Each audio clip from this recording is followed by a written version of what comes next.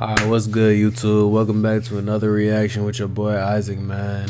Today we got OLA RUNT accuses Florida rapper GLOKKNINE of snitching while in the same prison.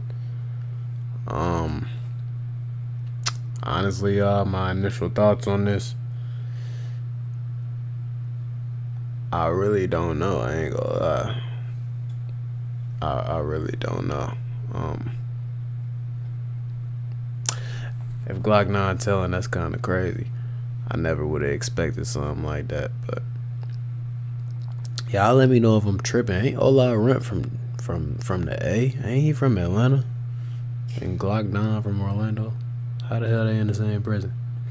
But neither here nor there, y'all. I really ain't got too much else to say. I just want to see what they talking about, y'all. So we gonna get straight into this one. As always, head over to my main channel. You know what I'm saying? Subscribe up over there. Isaac, ISAAC. I just dropped the prank over there today. And yeah, man, that shit funny as hell. So y'all go sub up over there. And that's it, man. Let's get into it. Man, what's up, everybody? Welcome back to another episode of EOS. It's 1090 Jake, man. I'm rocking with y'all, and y'all rocking with me. And for this video, we're gonna be speaking on OLA RUNT accusing Florida rapper GLOKKNINE of going out bad and allegedly snitching. September 19th, 2023.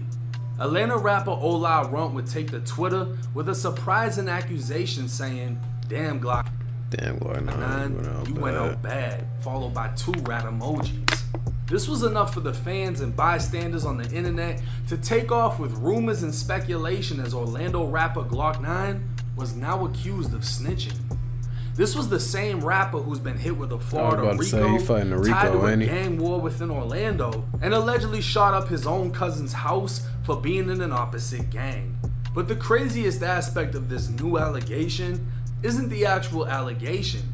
It's the fact that OLA RUNT is calling him out while both rappers are currently in the same federal prison. OLA RUNT was arrested back in 2020 with an Operation Phoenix, an FBI takedown of 12 of Atlanta's most violent offenders.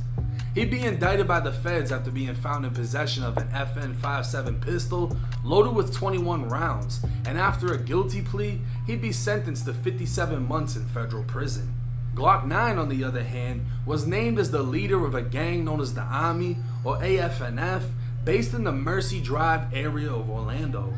He'd be one of 34 people indicted on RICO charges stemming from what law enforcement described as a war with the rival 438 gang based around Silver Star Road. Over 30 shootings, several homicides, and many other crimes would be listed within the indictment. GLOKKNINE would plead guilty to weapons and fraud charges, receiving 7 years. I ain't gonna lie, bro. It's been so long, bro. I really forgot GLOKKNINE even got hit with that RICO, bro. It's crazy how prison do that to niggas, bro. Like, it's crazy, especially for rap niggas, bro. Like, you could be popping. You could be really, really popping. You get locked up and just... niggas don't even think about it no more, bro. That shit be so crazy to me. Now, West Virginia is a state known for little and home to one of the most notorious penitentiaries, USP Hazleton. Known as Misery Mountain, it's made headlines in recent years with the infamous prison murder of Irish crime boss YACHTY Bulger, who met a brutal ending only hours after arriving. 3 hours south of USP Hazleton is another prison, FCI Beckley. A federal correctional institution built on the mountains of West Virginia, Beckley is a medium security prison that houses over 1,600 inmates. While less violent than the neighboring USP, multiple inmates within the last 2 years pled guilty to possessing prison-made weapons at Beckley, a charge punishable by up to another 5 years in the feds. But in the last year, FCI Beckley has become more known for the amount of rappers being sent there. Just in the last 2 months, photos have emerged of Georgia rapper Fujiano and Florida rappers Psycho Bob and GLOKKNINE all together in prison. But the photo that's circulating now more than ever is of none other than OLA RUNT and GLOKKNINE. Both rappers have ties to the infamous Sex Money Murder gang, have rapped about it in lyrics, and both rappers can be seen in pictures using Sex Money Murder's infamous pistol gang sign. Why is this relevant? This means the two are a part of the blood car in the feds, and the majority of those in prison pictures with them can be seen throwing up blood gang signs. For those unfamiliar with the federal prison system, while divided by race, the inmates are further divided by states and gangs. This would mean the obvious, GLOKKNINE and OLA RUNT are technically allies, but OLA RUNT attempting to expose GLOKKNINE would leave many scratching their heads as to how and why. Sources close to the situation would state they received news GLOKKNINE was involved. Welcome, class. Do you guys know the theme of the book? The theme is the NFL on CBS stream. In a fight, and it may have been recorded by an inmate with a phone. News GLOKKNINE was involved in a fight, and it may have been recorded by an inmate with a phone. As a result, GLOKKNINE has been placed in confinement, while those close to him wait for his call to give his side of the story. The rumor is GLOKKNINE was snitching, but his paperwork says otherwise. The biggest red I was about to say, man, ain't 1090 Jake like the paperwork nigga, bro? I'm pretty sure if GLOKKNINE snitching, bro, 1090 Jake gonna go dig up the paperwork, bro. That's what he do on YouTube, bro. So it might be in this video, man. I keep pausing and shit, but like we gonna see, I guess. Or it might come out later or something. I don't know. Motion, which essentially means a sentencing reduction in return for substantial assistance in the prosecution of others, aka snitching. GLOKKNINE definitely doesn't have a 5K1, but what was interesting is a few pages of his plea deal. On page 6, the 12th term of the plea is cooperation. Recommend to the court that the defendant receive 2-level downward adjustment for acceptance of responsibility. Defendant understands that this recommendation is not binding on the court. Further, at the time of the sentencing, defendant's level prior to operation. Defendant complied. File motion for a downward adjustment of wait. If the defendant complies with the provisions, the United States agrees to file a motion of downward adjustment.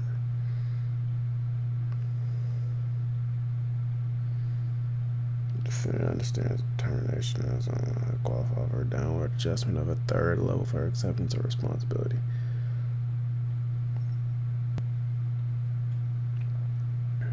Defendant agrees to cooperate fully with the United States in the investigation and prosecution of other persons.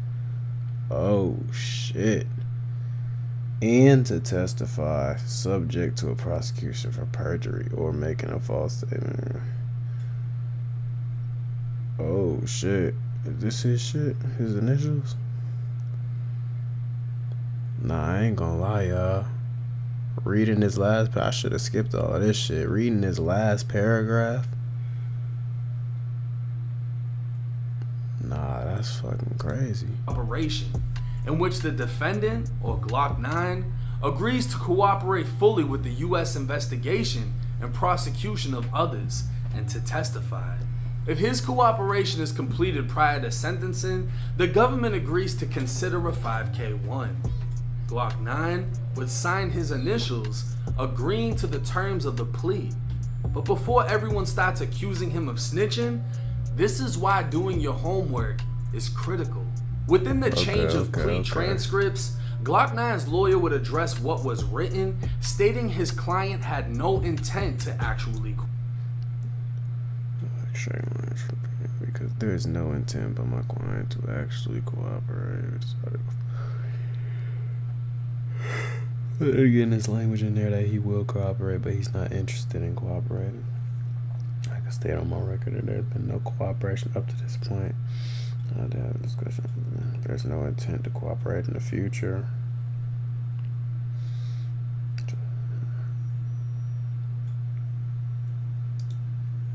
cooperate. It was stated in court there had been no cooperation, no intent to cooperate in the future, and the courts agreed to strike those paragraphs with a pen and refile the plea.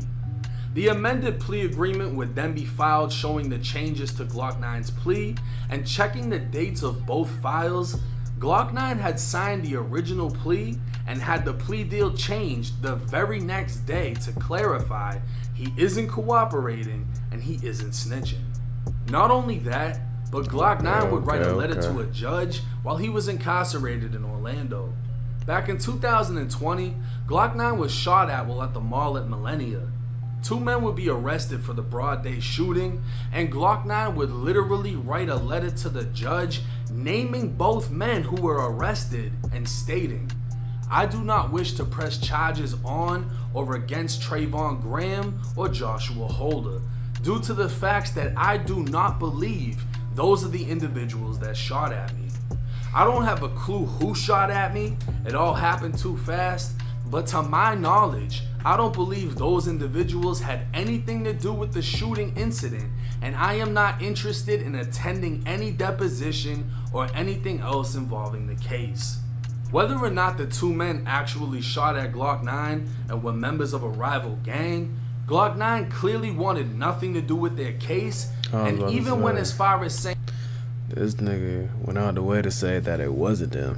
So, I mean, I don't know if this situation is tied into that situation, but the situation he just talked about, I mean, yeah, he named both of them, but at the same time, he said that they did not shoot at him. So, I don't know, yeah.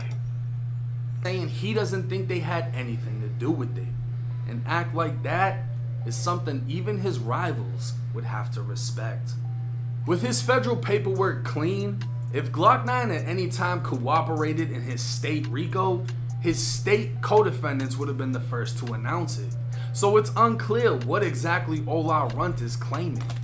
An Instagram account belonging to an inmate who claims to have witnessed the fight and also recorded it, claims someone took Glock9's property, and instead of handling it with violence, Glock9 told, which doesn't make any sense if Glock9 still got into a fight. The following day, it was said that the actual issue was Glock9's plea deal, meaning someone looked into Glock9's case, saw an opportunity, and took it. Meaning they either didn't do their homework on how the plea deal was corrected, or they just wanted to make Glock9 look bad and remove him from the prison yard, not knowing that I was going to actually look into the paperwork. So he didn't. Either way, this could have resulted in deadly I went out looking for something. All I found was trouble. There's only one way to protect the... That's what's up, though, man. I be seeing all the shit niggas be saying about 1090 Jake, man. Like, oh, niggas be saying he just be going out his way to, like, you know, expose niggas for telling or whatever, this, that, and the third. But niggas don't talk about, like, the videos like this where he does that work to, what's the word I'm looking for? I don't know. Niggas don't talk about videos like this where he's trying to help the person. You know what I'm saying? He's going out of his way to dig the dirt up and say that Glock9 isn't telling. Niggas don't talk about that. The paperwork has been cleared up. We can only wait and see if those who accused Glock9 will go as far to correct the situation as they did to ignite it. Now this is a dangerous accusation because you have 2 people within the same group at the same federal prison. And you know, as they say, when you go to federal prison, you gotta show everybody your paperwork, which doesn't make any sense because nowhere in any of Glock9's paperwork does it say he cooperated at all. And if he didn't have that paper, the amended plea that got scratched out with the bullshit, that means someone had a reason to go looking. Someone maybe didn't like him.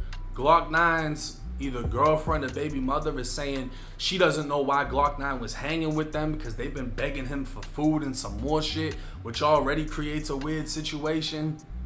We don't know what type of envy could have been behind this, but it seems like somebody found that old plea and said, look here, he signed off. He was willing to cooperate. And most likely, as he was doing so, told his lawyer, look, bro, I'm not fucking cooperating. So tomorrow, you need to fix this shit and get this shit right. And the very next day, his lawyer went to court and said, look, my client isn't cooperating, hasn't cooperated, doesn't plan to. Y'all need to fix this paperwork because this looks crazy. And they literally scratched it out. And what's fucked up about this is when you go on the website to look at the federal paperwork, the plea deal is right above the amended plea, which means either somebody didn't know what the fuck they were doing, saw one thing and didn't look at anything else, or they just chose not to acknowledge what cleared his name. They took a piece of paper that could make him look bad and potentially get him hit on the prison yard and said, hey, look, he's snitching. That's fucked up. It's a dangerous game. That means somebody didn't like him that much that they try to pull some fluke shit on him. And if you look further into the paperwork, you can read the transcripts of his lawyer clarifying the entire situation and the courts agreeing and amending the plea. This is why when you do what I do, it's essential to do as much homework as possible. Because when you put a jacket on somebody's name, like they've tried to do with me, that shit can result in deadly fucking consequence. A lot of people don't care. A lot of pages. Yeah, I was about to say, man, it was rumors that 1090 Jake was telling, like, recently. That was like, what, 2 weeks ago, maybe? I don't even know. It might have been more recent than that. But pages or hiding behind the screen where they don't show their face, but they're pumping this shit out left and right, making these type of accusations. As far as I'm concerned, I've been covering Glock9 for a couple of years now. Never once seen anything bad on his name. That's why I jumped right into it. Like, all right, I'm gonna get down to the bottom of this. So unless there's something that we don't know about that happened in prison, where they're saying he snitched in prison, I have no fucking idea. And that more so falls on the people in prison to put that out there. But as far as his current paperwork, I can stamp everything looked good. I've looked through it. Okay, If I'm wrong, correct me. But as far as everything I've seen, ain't nothing wrong with Glock9. It's 1090J.